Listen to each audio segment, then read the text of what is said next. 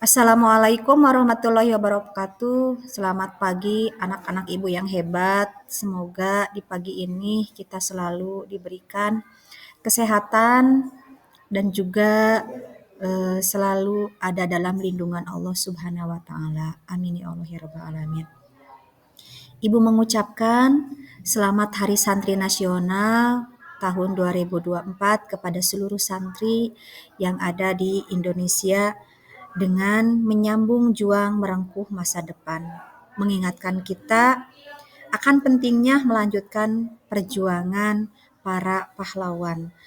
Mari kita jadikan santri sebagai generasi emas yang membawa perubahan positif bagi bangsa. Kembali kita ke pembelajaran prakarya yang mana minggu yang lalu kita sudah membahas tentang budidaya ikan konsumsi, di mana ikan konsumsi itu sangat penting bagi kita untuk mengkonsumsi ikan. Ikan digolongkan ke dalam 3 jenis ikan, yaitu ikan air tawar, ikan air laut, dan ikan air payau. Minggu yang lalu kita sudah membahas dalam pembelajaran luring mengenai ikan air tawar. Nah, sekarang Ibu akan membahas mengenai ikan air laut. Lautan adalah salah satu keajaiban alam yang perlu kita lindungi. Dalam presentasi ini, kita akan mengungkapkan masalah yang dihadapi oleh lautan dan tindakan yang dapat kita lakukan untuk menjaganya. Salah satunya menjaga ekosistem yang ada di lautan. Salah satunya adalah ikan. Lalu apa masalah yang dihadapi di lautan? Salah satunya adalah pencemaran air. Pencemaran air yang diakibatkan karena ulah manusia. Salah satunya yang disebabkan dari sampah yang dihasilkan oleh manusia, seperti limbah plastik, minyak, dan bahkan bahan kimia lainnya yang mengancam keanekaragaman hayati laut. Kemudian overfishing, yaitu penangkapan ikan yang berlebihan. Itu juga mengancam kepunahan atau keberlangsungan hidup spesies ikan dan mengganggu rantai makanan yang ada di lautan. Yang ketiga adalah perubahan iklim. Salah satunya pemanasan global. Pemanasan global menyebabkan kenaikan suhu laut dan asam yang merugikan ekosistem laut. Lalu apa dampak buruk yang ditimbulkan oleh aktivitas manusia ini? Salah satunya adalah pengurangan kelangsungan hidup satwa laut. Kemudian kerusakan ekosistem karang. Kemudian meningkatnya jumlah dead zone atau meningkatnya jumlah kematian makhluk laut yang ada di lautan. Lalu upaya apa yang harus dilakukan? Yang pertama adalah edukasi publik, di mana masyarakat dibutuhkan edukasi bagaimana caranya menjaga lingkungan yang ada di laut. Yang kedua adalah membersihkan pantai. Kita sebagai umat manusia diwajibkan untuk menjaga kebersihan lingkungan. Salah satunya yang ada di laut, seperti pantai. Yang ketiga adalah pengurangan penggunaan plastik sekali pakai. Jadi, dari mulai sekarang kita kurangi sampah plastik. Selain menjaga kebersihan lingkungan dengan cara mengurangi sampah plastik, walaupun posisi kita berada jauh daripada laut, berada pada posisi di dataran tinggi, namun kita juga alangkah baiknya untuk senantiasa menjaga ekosistem ikan dengan cara membudidayakan ikan. Sarana dan peralatan budidaya pembesaran ikan konsumsi. Yang pertama yang dibutuhkan adalah benih. Benih di sini adalah jenis atau bibit ikan. Nah, pilihlah bibit atau benih sesuai ukuran. Nah, seperti benih gurame, ukurannya minimal 100 gram. Kemudian ikan mas, kemudian lele, dan juga jenis-jenis ikan tawar lainnya. Kemudian yang kedua, selain bibit ikan yang unggulan, yang bagus, yang kedua adalah pakan. Ikan akan hidup jika dikasih pakan. Jenis pakan itu ada dua, yaitu pakan alami dan pakan buatan. Pakan alami contohnya fitoplankton, zooplankton, dan bentos, atau ikan-ikan kecil lainnya. Kemudian sedangkan pakan buatan contohnya pelet, itu yang seringkali digunakan untuk pakan ikan nila atau ikan mas. Kemudian selain pakan, apalagi yang dibutuhkan dari keberlangsungan ikan? Tentunya air. Ikan akan hidup jika ada air. Dan tentunya air di sini juga dibutuhkan dengan tingkat keasaman dan pH yang sesuai dengan ikan tersebut. Nah, sehingga dibutuhkan obat-obatan yang dapat diberikan untuk pencegahan dan penanggulangan hama dan penyakit yang bisa seperti jenis alam dan juga buatan juga di sini.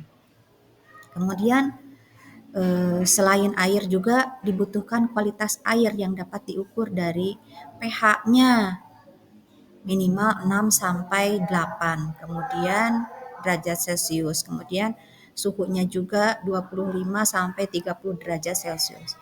Salinitasnya 0 sampai 5 ppt.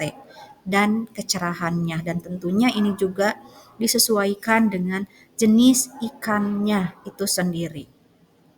Terus selain itu juga apalagi yang dibutuhkan untuk budidaya ikan konsumsi ini adalah pupuk. Pupuk tidak hanya diberikan ke tumbuhan saja, namun pupuk juga dibutuhkan untuk budidaya ikan yang diperlukan untuk memupukkan tanah dasar kolam yang bertujuan untuk meningkatkan kesuburan kolam, memperbaiki struktur tanah, dan penumbuhan toplankton serta zooplankton. Kemudian selain itu juga kapur.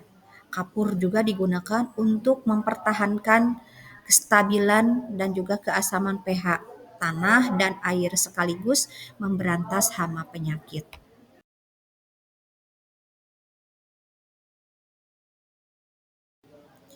Untuk menyediakan wadah budidaya ikan ini dibutuhkan persiapan untuk pembuatan wadah budidaya ikan konsumsi. Nah, pembuatan wadah budidaya seperti dengan menggunakan kolam terpal ikan konsumsi, kemudian wadah budidaya ikan konsumsi tadi seperti kolam, bak, akuarium, dan lainnya.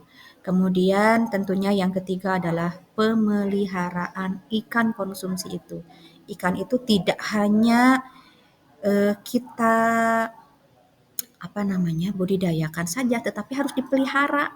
Dipelihara dengan cara tadi diberikan obat-obatan, diberikan pupuk, diberikan pakan untuk menyuburkan tanah dan juga air dan stabilkan pH air dan juga memberikan pakan yang penting untuk ikan. Proses budidaya pembesaran ikan konsumsi.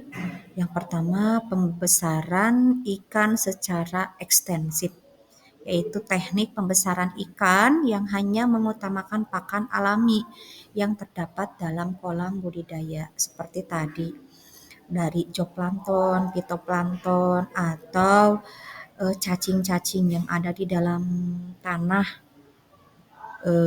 di dasar kolam, tumbuhan yang ada di dalam kolam.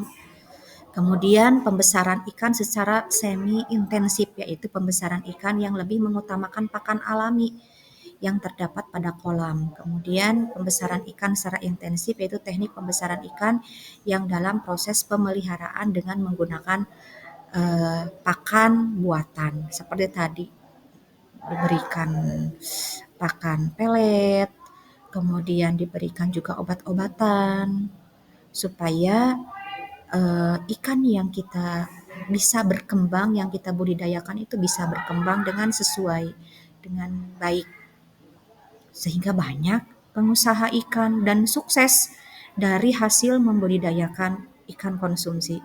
Salah satu contohnya yang ada di Ciminyak, beberapa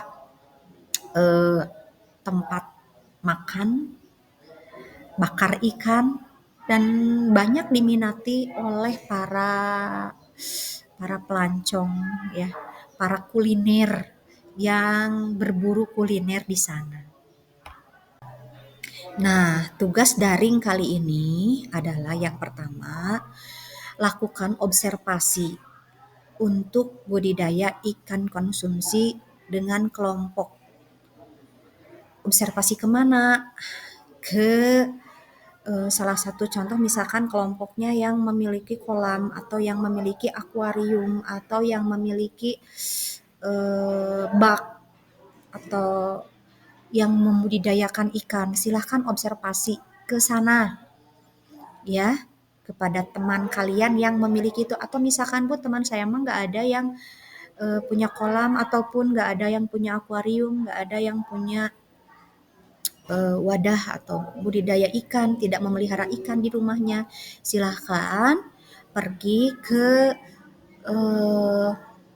tempat penjual ikan.